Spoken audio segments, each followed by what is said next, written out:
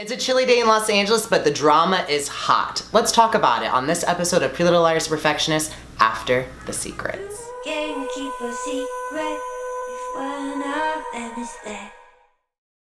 So where we left off on last episode is Mona finally figured out who's using Nolan's ID, and it's Dana Booker. So the liars are now devising a plan to take Dana Booker down. And now the good thing for the liars, plus Allison, is that they have someone on the inside, and that someone is Taylor Hotchkiss. But are the liars going to be able to trust Ava as they begin to devise this new plan? So as we all know, Dylan messed up and decided to plagiarize his final and send in a piece that he didn't record to his professor. So Ava, being the lifesaver that she is, she decides to help out the situation and use Jeremy's laptop to log into the system and delete the recording that Dylan had sent. And while Ava's using Jeremy's laptop, she notices something interesting, that his laptop is heavily encrypted, and she questions Caitlin, saying, does she know anything about this? And Caitlin says no. So if something finally raises an eyebrow, that Jeremy is suspect. Let's linger on this drama. We're gonna come back to this at the end of the episode. Moving on. So quickly, my personal theory, Mason is still being a troublemaker.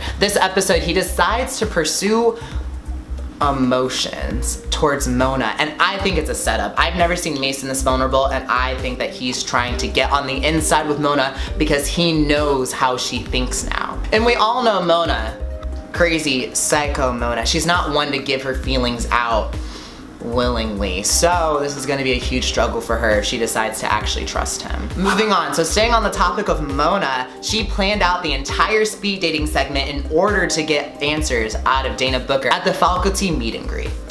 So let's stop really quick while we're at the speed dating. Allie meets this Argentinian professor and she gets all googly eyes. Girl, your girl is Emily and she's back home in Rosewood for you. Girl, you're gay. You don't need a man.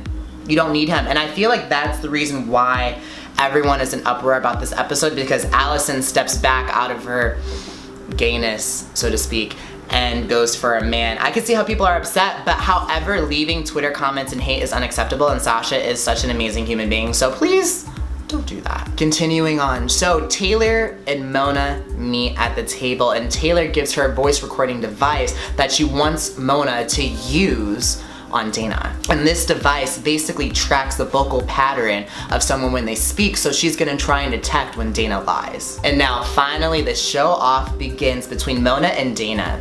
I have no words to describe it, but let's check out the clip. The games begin. What's your favorite color? Blue. Why did you bring Allison to Beacon Heights? I didn't. Mrs. Hotchkiss did.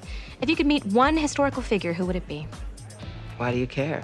Can't answer a question with a question. Didn't you hear the rules? Amelia Earhart, after she went missing. Of course. Where's your safe place? If I told you, it wouldn't be safe anymore. Why'd you go into law enforcement? My younger sister was bullied in high school. She killed herself. Bullies got away with it. Bullies. Isn't it funny how sometimes we become the thing that we hate? And now they have a piece of the puzzle to take Dana Booker down. So now we continue on with the plan. Dana and Dylan meet, and Dana admits that she knows what Dylan did and how he plagiarized his final, and in return, she wants him to rat out his friends. Moments later, they set up a huge fiasco in front of Dana Booker in the quad and decide to argue with each other in front of her, making it look like they're falling apart. Dylan's essentially yelling at Ava that he's mad at her for not deleting the recording. And now, Dana takes the bait that Dylan gives her and decides to meet in private. So, secretly, Dylan's recording the entire conversation with the same tracker that Taylor gave Mona. So they played her and recorded her stating that she's willing to commit a felony just to close a crime. Check frickin' mate. Moving on, and now the key part of the episode. So at the beginning when they introduced Zach, I didn't really like him that much, but now him and Ava are kind of getting along since they finished the essay together. While they were having a cute, intimate moment,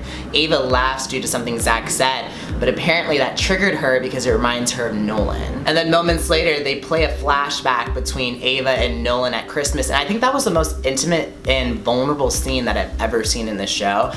And it gave me the feels, like I was emotional. All right, so remember how I told you that drama that we're gonna linger on? Let's bring it back up. Moving on, so let's talk Jeremy. So as Ava's raising the question of, is Jeremy reliable? Caitlin and Jeremy meet up. throughout the episode. Caitlin asks Jeremy about his job and his laptop, and Jeremy gets super defensive, like very, very defensive. It's kind of weird.